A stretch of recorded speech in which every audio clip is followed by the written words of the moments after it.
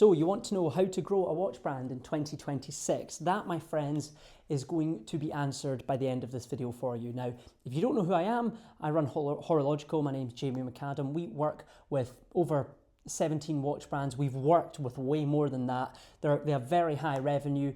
This year alone, 2025, we spent over $1.5 million on advertising only for watch brands. We have a really good grasp of how to grow and scale watch brands. So if you want to know exactly what you need to do in 2026, please do watch this video. Now, the first thing I'll say is this is a different video to the usual talking heads that I create. So I'm going to be exposed for my terrible handwriting here. Please do bear with me.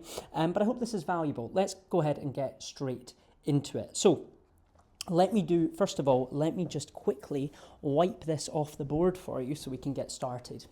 Now, the key thing to think about, and this is the first thing that we say to everyone with paid advertising when they're running a watch brand, you need to consider your prices. And this is the big problem that we see, okay? And this is, if you own a watch brand, you're selling watches for $200, $300, maybe not thousands, okay? You're maybe entry level, you're a micro, something like that. You've got a Mayota movement, you're selling it for $500, $600, okay?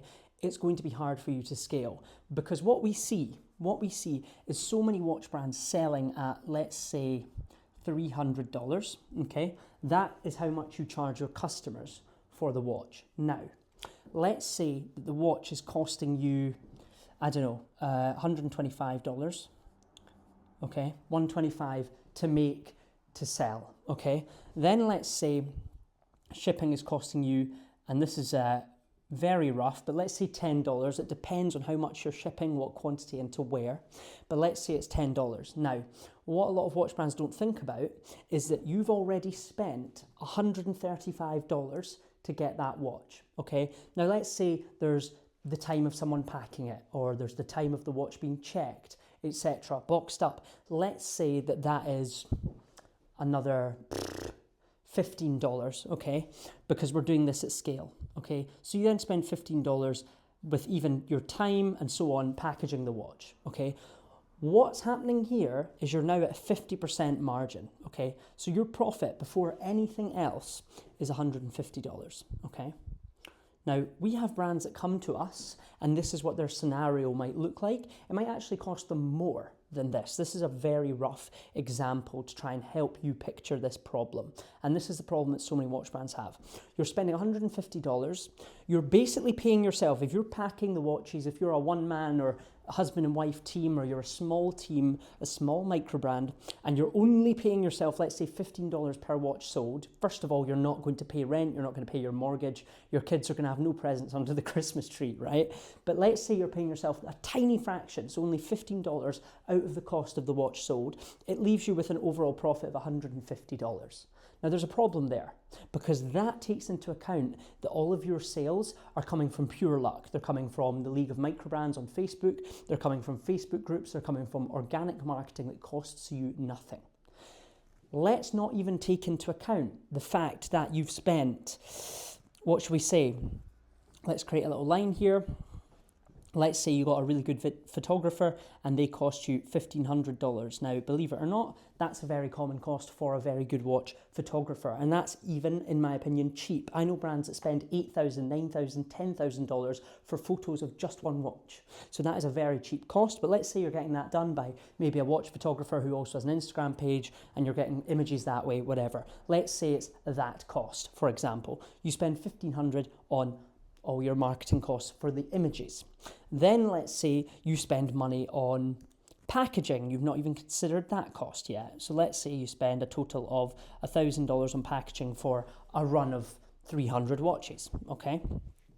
Then we have the other costs, like if you actually want to pay yourself more, right? But what nobody ever considers here is when this all breaks down, your profit here goes down much further, okay, to let's say $100 per watch sold. Now, if I told you you're going to make $100 profit, you're going to sell 300 watches, you're probably going to be happy with that. You're going to think we can scale, that's fine. What you're not considering is when you want to scale, the only way you can scale is by some sort of paid media function, unless you happen to, before you started the brand, have a very large organic following, like a YouTube channel, for example, or a very large Instagram page, or a way to reach a mass audience at no cost to yourself. You've put in time before that to allow yourself a massive audience, right? Oh, I dropped my pen lid. Let me get that. So let's say your profit is $100, okay? And that's everything you've put in. You've now got a $100 profit margin per watch. I kicked my board. The problem here is that for every watch brand we see, to run paid ads, for example, paid media, you have to spend to get a sale between $100 and $150, okay, to get a sale. So what happens here is the minute you're running ads at a decent ROAS, this is, let's say a 2x ROAS, whatever it might be, okay? But even if you are doing this and it's costing you $100 per watch, you're at break even, you're at zero. So your profit is now zero for every watch that you've sold. Now you're still paying yourself $15 per watch here, but that, if you want staffing, if you want to scale, that's all you've got to spend on a full team, $15 per watch. Right? So you've not even considered all of your costs. And the problem that we see with, honestly, so many watch brands is that they've never thought about this. And we will advertise for them and get them a 2x ROAS, let's say, and they're still not happy. They think that's great, and then they do the maths and they're losing money every month. And that is the biggest thing, the first thing that's going to hold you back from running paid advertising. Now, what I want to talk about next, now that we've gone through the base unit economics, I want to talk about when you run paid advertising, because it is the best way, and in my opinion, the only way to scale your watch brand. Because if you're paying for, let's say, an article in Time and Tide or some sort of publication, right? Just an example. Let's say it's not organic and you have to pay for that exposure. It's going to cost you $1,500 all the way up to $5,000, $6,000 for that article. The other thing, we have so many brands that have done that, and it's part of their holistic marketing strategy. But overall, attributed sales, they maybe sell one watch. So you've paid $1,500 to $6,000 to sell one watch, which means you're making a massive loss. And a lot of brands want that exposure, they want the clout, they want the logo on their website to say they were featured in, but it doesn't build a profitable business at all. And that's the problem we see. It's like a honey trap that we see watch brands get stuck into. Now, I hope my bad writing here is not putting you off. Let me just explain, now that we know what your profit margin really has to be, this means that, and by the way, watch customers, watch enthusiasts, if that's who you market to, will hate you pumping your prices up more. But you do not have a choice unless you somehow have the money to become a much larger operation. And then obviously with unit economics, you're going to have a better profit margin, but you can't do that as a small watch brand. You can't hire or you can't buy a factory, right? It's much harder to do that. So you have to put your price up. It's the only way you can scale. The problem that then happens is you don't put your price up because you don't think customers will respond well to it. And what we end up seeing is watch brands trying to scale with paid ads, and they say that paid ads don't work, they can't do it profitably because their unit economics are wrong. That is the biggest problem that we see, okay? So first of all, unit economics, and this is for most large watch brands we work with, watch brands that are turning over $150,000 all the way up to $800,000 a month in revenue. Those watch brands are running at a 3 to 5x markup on cost. So instead of selling a watch that's costing them $135 for $300, they're selling it for $600, $700. And I know they are as a fact, and I know that customers are happy to pay that. The problem you most likely have if you're selling to enthusiasts is they look at a movement, they don't care about anything else, and they immediately assume that it's not worth the money because I wouldn't pay this much for that movement. They don't take into consideration your time, the design, and so on. They just look at raw materials and they refuse to have any consideration of the hidden costs, of creating a watch, right? So let's now talk about the actual phases of running ads to get your watches profitable and how there's cost there that you have to take into consideration. And this is where so many watch brands hire an agency, it doesn't work out after 3 months, they bin them, they cry for a month or two, they find another agency, they hire them, they bin them, and then what happens is they book a call with us and they say, we've hired so many agencies, nothing's ever worked, we hate paid ads, can you fix our problems? And usually it's the unit economics and it's the testing method that those watch brands have used. So I'm just going to show you really quickly how you can set up ads right now to test completely realistically by yourself so that you know if you can scale in 2026. So first of all, figure out your unit economics, figure out all the costs involved and what your ROAS, which is your return on ad spend, has to be to maintain profitability and scale. Okay, so calculate that first. Figure out exactly what your cost of goods sold is. So let's say, as an example, you need to, have at least a cost of $200 to be profitable. So every purchase has to cost you $200 or less, for example. Now, when you're running paid advertising, there's a really, really, really simple thing that you can do to get testing now. You go into Meta, you set up a new campaign, and you do an Advantage Plus broad campaign. And you only choose 2 interests. We have 2 winning interests that we use. They are mechanical watches and automatic watches. That's all you have to do. So mechanical watches, automatic watches. When you go into Meta, go to your interests and type in mechanical watch, and it'll come up. Click that, and then type in automatic watch, and it'll come up. Click that, add that to your audience. Change your age range, most likely to 30 to 64, somewhere around there. Mainly men, unless you sell primarily to women, but most watch brands sell to men primarily. And set up a campaign. Now, once you have a broad campaign, just going to write that, Advantage Plus campaign. Once you have that campaign, you then want to set up your ad set, which is your audience, the thing I just told you about. I'm going to write AUD, so you know what that is, into your audience. And then this is where things get different. And this is how Meta Andromeda has changed everything, which is the new algorithm that runs Meta ads. It's essentially machine learning, AI, just like everything nowadays is becoming, right? Your audience doesn't matter as much anymore because it's all broad. It's gonna spit out to random people all over the place, and it's going to use your creative, which we're about to get into, to target the right people, okay?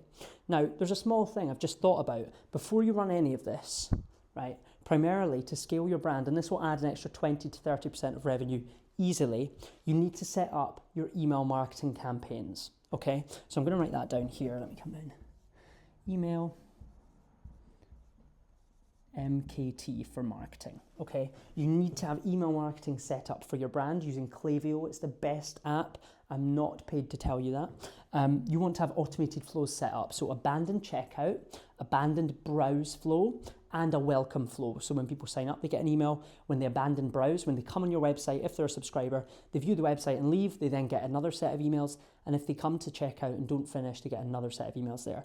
That is super important. It's responsible for about 27% of overall of every brand we work with's revenue. You're going to catch extra customers that come in from here, and they're going to go into your email marketing. You're going to win them back and get them to purchase, okay? So you need this also set up. Now, if you want to see a full video about that, maybe I'll record one after this actually and release it the following week, just so you understand how to do this as well. So make sure to hit subscribe and come back next week, because I'll put that out so that you understand how this works. So you've got your Advantage Plus campaign. It's a sales campaign, conversion campaign. Go to new campaign and click sales objective. Then go into audience and really simply put in the audience that I told you about and select the location you want to advertise. My number 1 tip for almost every watch brand, if you ship to USA, irrespective of tariffs, test in the USA first. Even with tariffs, it's always the best place to test. Has the largest pool of buyers. People are very pro capitalism is the best way to put it. So we always test in the USA. If you're a UK brand, you sell only in the UK, you can test in the UK, but your costs will be higher than advertising in the USA. There's brands that we've worked with that sold only in the UK, and we told them set up shipping, and we started advertising in the USA, and it doubled, tripled their business overnight. I'm deadly serious about that. So I would always try and start testing in the USA. Now, what you need after your audience is creative. This is the image. When you're scrolling on Instagram, you're scrolling on Facebook, you see the images, the videos of watch brands, and you click onto their website. This is the actual ad that people think about when they're advertising, okay? Now, you need, nowadays, a lot of different varied ads, okay? So what I'm going to do, actually, I'm going to remove this just so that we can properly go into it.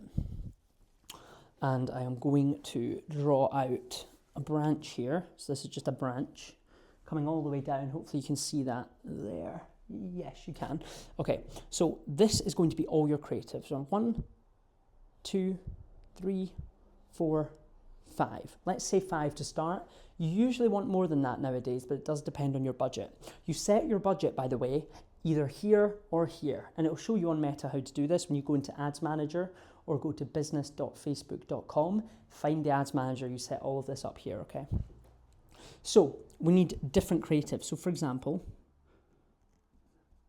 wrist roll, Now a wrist roll, very simple. You hold the camera and you do that with your watch. Now it needs to be a nice video, it needs to be well shot. If you can hire a videographer to create everything I'm going to go through here, then that would be really, really useful. You need a wrist roll video, okay? That is the first ad you need. You can put nice, elegant music in the background, make sure it looks sharp and it presents your watch. Now, what we've found, just to help you, wrist rolls that perform better, at least for us based on data, are wrist rolls that start with the clasp and come round because they don't reveal the full watch yet. It doesn't show the face. It hooks people in. So you want to show the clasp rolling round to the dial, catching in the light, and then spinning back round again. Okay, so it's roughly an 8-second clip. It could be longer.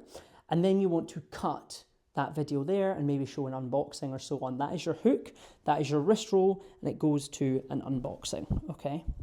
And then it's roughly a 30-second to 1 minute video. I'll just draw that there so you know. So it's a wrist roll unboxing, but we call it a wrist roll ad because primarily the thing that hooks people in, the main ad that they see, is a wrist roll, okay? Next, you need static. S1, S2, S3. Static images, really simple. They're macro images. Images of your watch, maybe at a desk, sitting at a desk, someone working or typing. You can see the watch on their wrist. It's a nice image. An image of the watch sitting on a rock by the river if it's a diving watch, and so on, right? So that is what static images are. You need 3 static images, and that's how I would typically do it. Then, this is an interesting one, you need use case. We're actually going to do an extra ad here because the more ads, the better nowadays. A use case ad is really, really simple. It can be one of 2 things. So if it's a diving watch, if you can get a shot of that watch actually underwater being used, so it's being used for deep sea diving, for example, that is a use case watch, and it immediately demonstrates that this is a serious timepiece that you can use for its intended purpose. It's not just used for marketing fluff, right? That is really, really important. They always perform very, very well for us, okay? The final video that I would tell you to use, in my honest opinion, is a mashup. And you can chop and change these. The great thing about advertising on Meta is you can change every ad. So you can switch out your statics and see what performs best. You can add new images, add new videos, and constantly test. Now, a mashup ad is a bit similar to this here, except it might start with a use case. So you've got a 3-second clip at the start of the watch underwater, and then it'll cut to an unboxing, a really well-shot, glossy unboxing of the watch, opening the watch or the watch roll, revealing the watch, someone holding it, flipping it round, okay? And then it might cut, for example, to the wrist roll again, or it might cut to someone walking with the watch, okay? That is a mashup. So it's lots of different pieces of video content arranged into one longer form video, let's say 40 seconds to a minute long.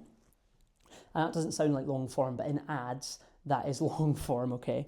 That's a mashup. And you want to use these because you can create 10 of them. You can use 10 different mashups. You can start with the unboxing, you can start with the wrist roll, you can start with the use case, and so on, right? The other thing that works well, and this is down to you to test, is talking heads with the founder. So if I made a watch, I would sit in a studio and I would talk about why I designed the watch or why it's such a step forward for the brand, okay? That's another thing you can do. So that is typically what I would do. These are all the ads. Now, this is the critical thing when you're going to test on Meta, is these 1, 2, 3, 4, 5, 6 ads, to test them properly, they need to spend AOV or they need to have one good action. And I'll explain what that means. So you can analyze Meta if it's tracking through your pixel, which it should be if you're running ads. Make sure your pixel is connected to your website. This needs to spend AOV. Let's say our watches are $600, okay? This needs to spend 600. This needs to spend 600. This needs to spend 600. This needs to spend 600. This needs to spend 600. This, I've kind of left myself no space here, but this needs to spend 600. 1, 2, 3, 4, 5, 6. 600 times 6, $3,600, right? That sounds crazy, but you have to spend $3,600, ideally, before you can make any decision on if this is worthwhile or not. And the reason for that is because ads start out slow, okay? They always start out slow. So you need to, essentially, if you're spending $36 a day, right? You can do $360 of spend in 10 days. In 100 days, you'll hit that. So it's going to take you 3 months of all the spend to actually distribute spend equally. Now, what you'll see, interestingly, you don't set this budget yourself. You just set your daily budget of, let's say, $50 a day up here, okay? Or you could do $60 a day, for example. You just leave it here and Meta will distribute the spend. So it will see what is performing best. And what might happen is this ad here performs best and it gets all of the spend. But there might be an underdog hiding. For example, the mashup might have only spent $500 and it might have 3 add to carts, and you can see that in Meta. If this has a lot of add to carts but it's only spent $500, this needs to spend more. If this one has, let's say, spent $1,000 or $2,000 and it's had no sales, you get rid of it. You stop it running, because you can't, if it's going to keep performing that way, let's say it gets a sale at $1,000, that will not get better.